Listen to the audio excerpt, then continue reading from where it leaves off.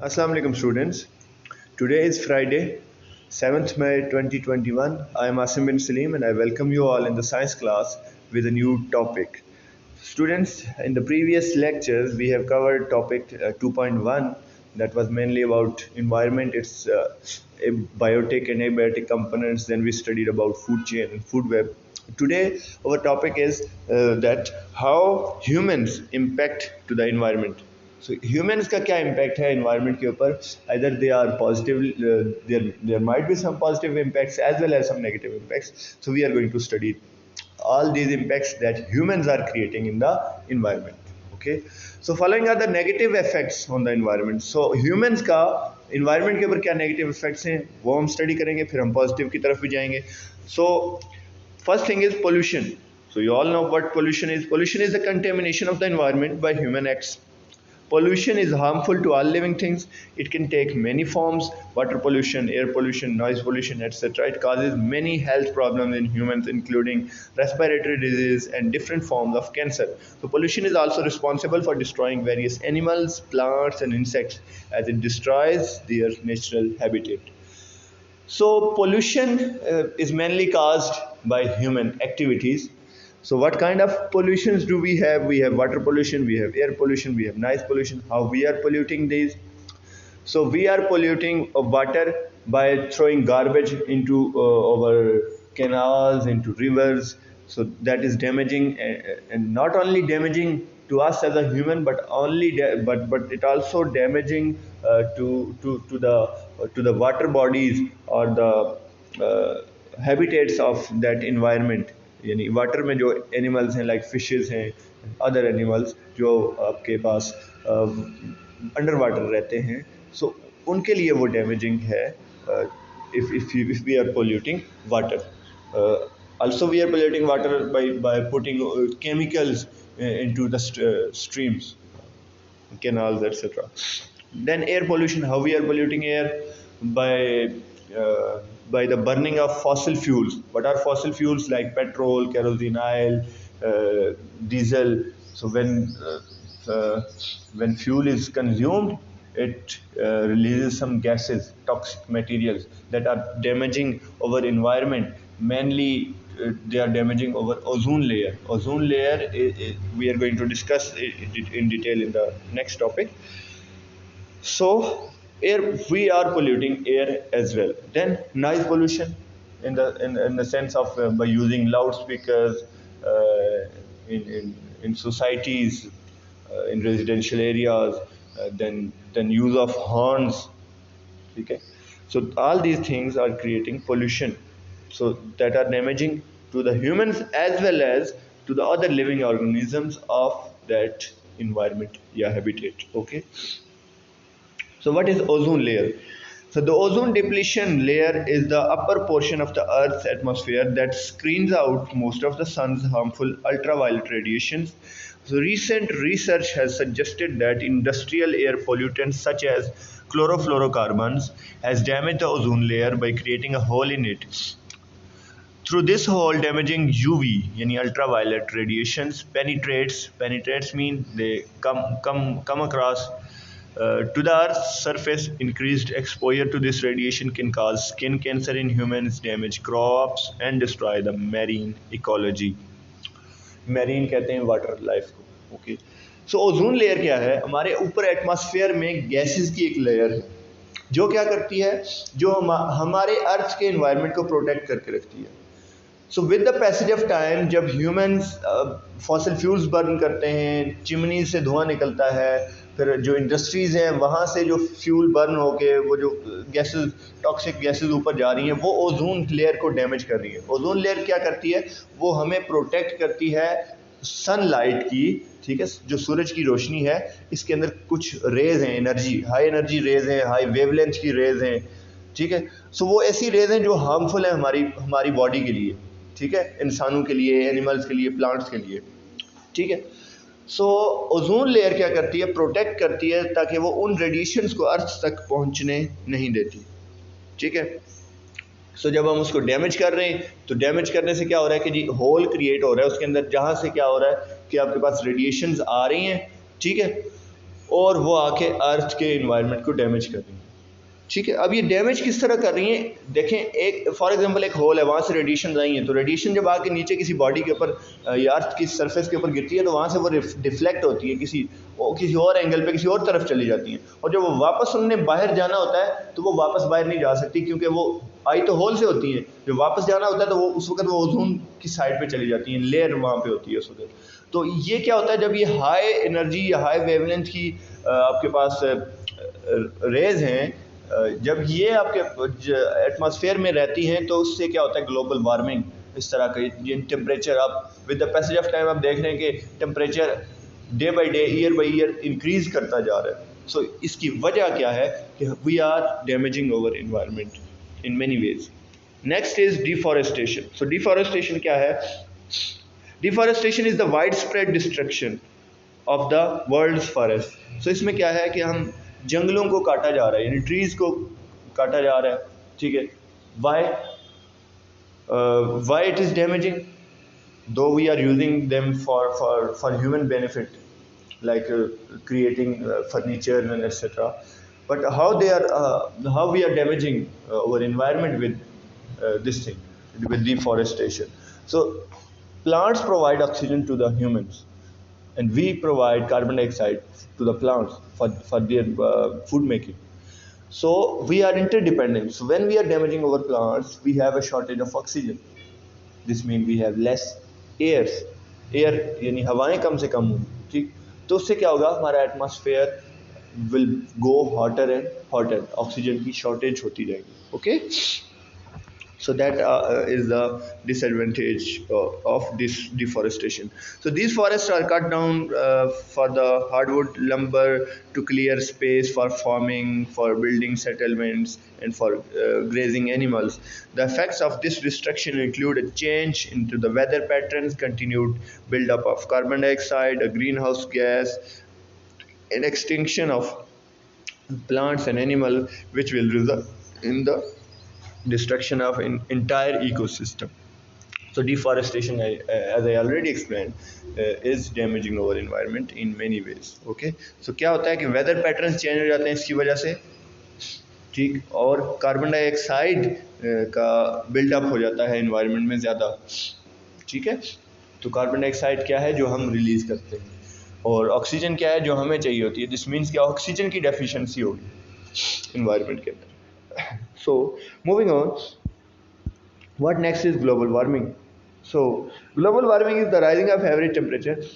मैंने ओजोन पढ़ाते हुए आपको ऑलरेडी एक्सप्लेन कर दिया। ग्लोबल वार्मिंग में क्या होता है कि वो ओजोन से जब वो रेज आपकी अर्थ की एटमॉस्फेयर में आती हैं और फिर यहाँ से वो वापस बाहर नहीं जा सकती, वो इसी एटमॉस्फेयर में घूमती रहती हैं। उससे क्या होता है कि एवरेज जो अर्थ का टेम्परेचर है वो इंक्रीज करता जा रहा है। अब ग्लोबल वार्मिंग बेसिकली कहा यह जा रहा है कि रिसर्च ये कहती है कि by every year 1 degree centigrade temperature increase करता जा रहा है अर्थ का। सो दिस मीन्स कि बाई 2050 अर्थ का टेम्परेचर इतना हो जाएगा कि it would be difficult for humans to live within this globe. Okay, so that is why we have to protect our environment to avoid Earth as a planet, to such that life would be possible here. Okay, otherwise it will become a living hell for humans as well as animals and plants too. Okay, so let's discuss more about global warming. So global warming is the rising of average temperature worldwide. If it continues, it will reach a point where the Arctic glaciers. So Arctic glaciers कौन से, जो आपके ऊपर जो glaciers आ जाते हैं आपके पास, ठीक है, यानी नॉर्थ में, और आपके पास क्या है, नॉर्थ जितना आप ऊपर जाएंगे तो वहाँ पे टेम्परेचर कोल्डर होता जाता है। दिस मीन्स कि वहाँ पे स्नो होती है। तो नॉर्थ में आप ऊपर जाएं रशिया की तरफ तो ऊपर ग्लेशियर्स आते हैं। ठीक है, रशिया से भी ऊपर, तो वहाँ पे ग्लेशियर्स हैं। ग्लेशियर क्या होता है, बर्फ़ जहाँ पे लार्ज अमाउंट में पाई जाए। तो वो जब ग्लेशियर्स मेल्ट करेंगे उससे क्या होगा, फ्लड्स आएंगे, सी लेवल राइज होगा, और वो आपके इन्वायरमेंट को, आपकी ह्यूमन बॉडीज़ के लिए डिस्ट्रक्शन होगा। यानी क्या होगी कि लोग माइग्रेट होंगे एक जगह से दूसरी जगह पे। ऑब्वियसली जब फ्लड्स आएंगे तो उनकी फसलें डैमेज होंगी, उनके घर डैमेज हो जाएंगे। So all these things are caused when humans negatively impact our environment. So scientists believe that global warming is caused by the greenhouse effect, which is build up of warm air in the lower atmosphere. So ये क्यों होता है? क्योंकि वो ozone depletion की वजह से, ठीक है. This occurs from the use of chlorofluorocarbons, CFCs. Chlorofluorocarbons क्या होते हैं? जब हम फॉसिल फ्यूल्स यानी पेट्रोल, डीजल और चिमनी से जो धुआं निकलता है, जब ये बर्न होते हैं तो ये धुआं, ये गैसेस जो ऊपर जाती हैं हमारे एटमॉस्फेयर में, ये ओजोन को डैमेज करती हैं. ओजोन को डैमेज करती हैं तो वहाँ से अल्ट्रा वायलेट रेज आ जाती हैं अर्थ के एटमॉस्फेयर में, और फिर वो एक होल से तो आ जाती हैं, लेकिन जब वापस जाना होता है तो आगे लेयर होती है, वो वापस नहीं जा सकती. वो फिर क्या हो रहा होता है कि वो ओजोन से जो नीचे अर्थ का इन्वायरमेंट है वो डे बाई डे हॉटर होता जा रहा है, और जिसकी वजह से जिसका ओवरऑल अर्थ पे इम्पैक्ट, जिसको हम वर्ड्स में बोलते हैं, टर्म क्या यूज़ की जाती है, global warming. So moving on, then है जी डेजर्टिफिकेशन. सो डेजर्ट्स के अंदर हम क्या करते हैं जी? Desertification is the process of fertile land being transformed into desert land. ये हमारी जो फर्टाइल लैंड होती है, हम उसके ऊपर कुछ फसलें काश्त नहीं करते तो वो क्या हो जाती है, आपके पास डेजर्ट, सहरा बन जाता है. So this is generally resulting from human interaction, either by deforestation or by the overgrazing of farm animal. So ये कैसे बन जाती हैं आपके पास डेजर्ट लैंड? या तो ह्यूमन इंटरेक्शन की वजह से, या कोई वहाँ पे फॉर एग्जांपल रनिंग हो रही है, कोई इस तरह की एक्टिविटी हो रही है, तो वो डेजर्ट बन जाती है, ठीक है, ज़मीन बंजर हो जाती है. सो या दूसरा क्या होगा, या डिफॉरेस्टेशन होगी, या फिर आपके पास अगर एनिमल्स ज़्यादा किसी एरिया के ऊपर घास वहाँ से खा लें तो विद कुछ अरसे बाद वो जगह क्या बन जाएगी, डेजर्ट बन जाएगी. Then what are the impacts? So उसके नतीजे में क्या होता है कि एसिड रेन. एसिड रेन एक एक्टिविटी है जो इन्वायरमेंट के डैमेज होने की वजह से होती है. सो हम पढ़ लेते हैं उसको, क्या चीज़ है acid rain. So acid rain happens when rain is polluted by air contamination, contaminants such as those left by the burning of fossil fuels. तो वो ऑलरेडी वही फॉसिल फ्यूल्स, वही पेट्रोल, डीजल को हम डिस्कस कर रहे हैं कि ये गैसेज ऊपर जा रही हैं तो अपर एटमॉस्फेयर में जाके, तो ये जब रेन यानी नीचे आती है तो ये बेसिकली किस में शामिल हो जाती है, ये गैसेज. क्लाउड्स भी बेसिकली गैसेज ही है ना, गैसेज की फॉर्मेशन है.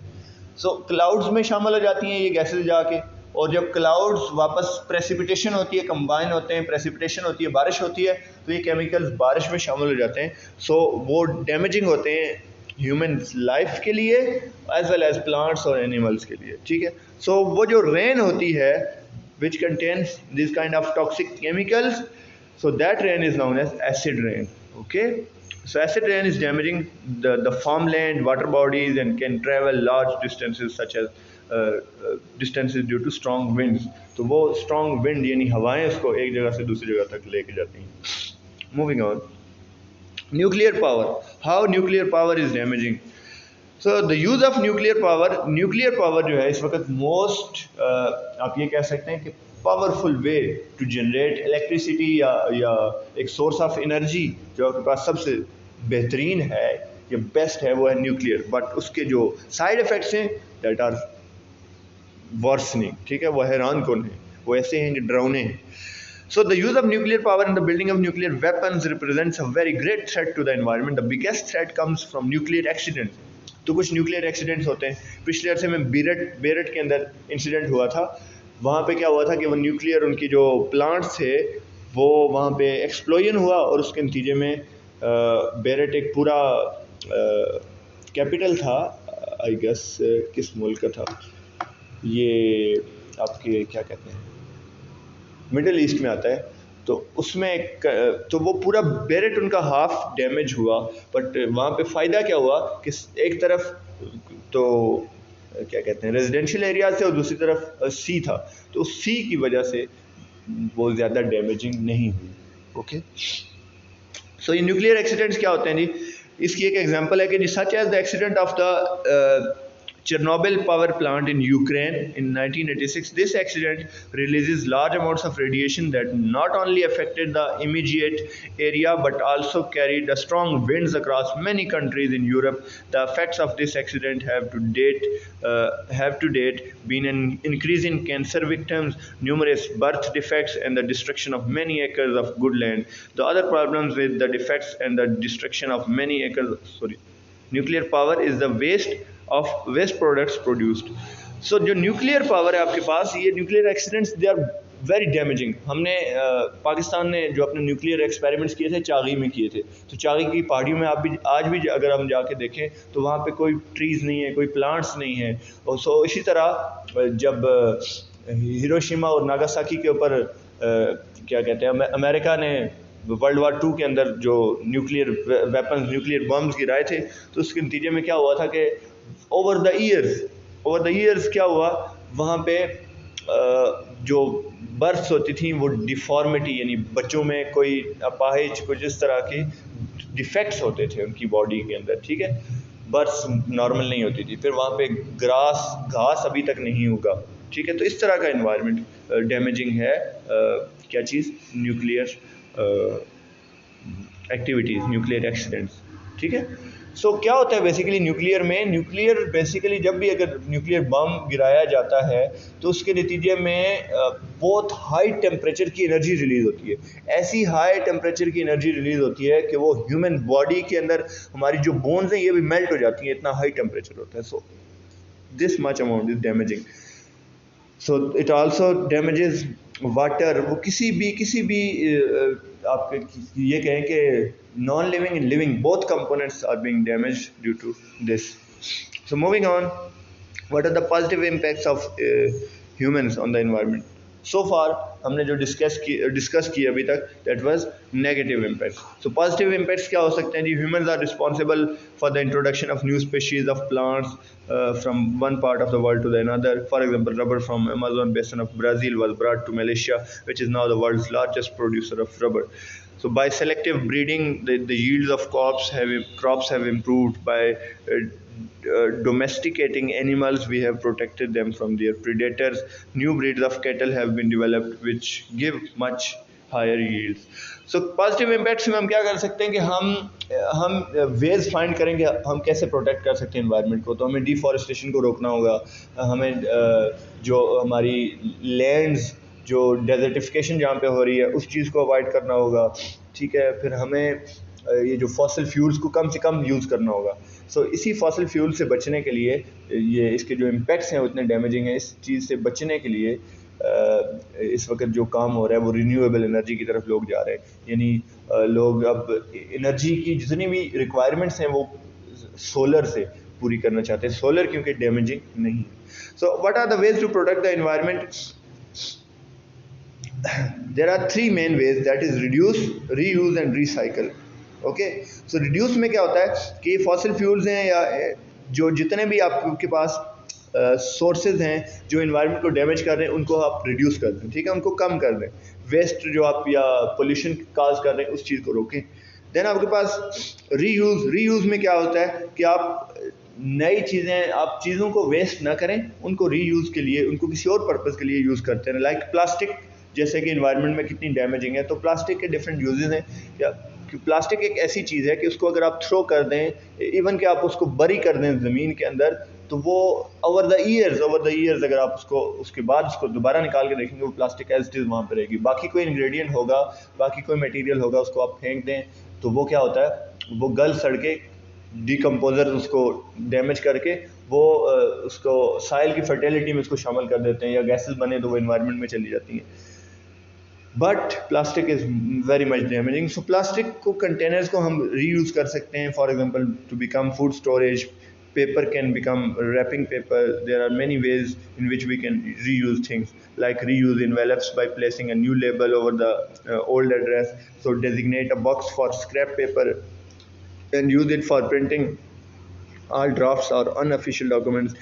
Then reuse plastic bags, or better get a reusable canvas bags. Okay, so then last thing is recycle.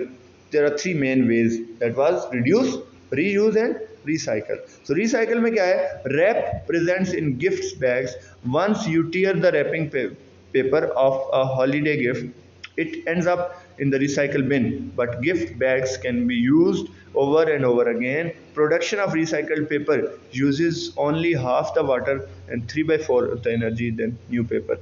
So क्या होता है कि recycle किस चीज़ को बोलते हैं कि अब जो वेस्ट प्रोडक्ट है आप उसको किसी और पर्पज़ के लिए दिया दोबारा वापस, फॉर एग्जांपल पेजेस हैं, ठीक है, तो अगर नया पेज बनाने से बेहतर आपके पास जो पुराने पेजेस हैं उनके ऊपर से इंक किसी मेथड से इंक हटा दी जाए और उसी पेपर को वापस यूज़ कर दिया जाए, उसको वाइट आउट कर दिया जाए, ठीक है। So there are some ways. तो ये चीज़ हमने देखा कि पेपर अगर सिर्फ हम रिसाइकिल करते रहें, कागज़, तो वो क्या सेव करता है, half of the water save करता है, ठीक है, बिकॉज नया पेपर बनाने में 3/4 ऑफ वाटर आपके पास ज़्यादा यूज़ होता है एंड एनर्जी रिक्वायर्ड होती है देन ओल्ड अगर स्क्रैप पेपर है उसको हम यूज़ करें थ्रू रिसाइकलिंग।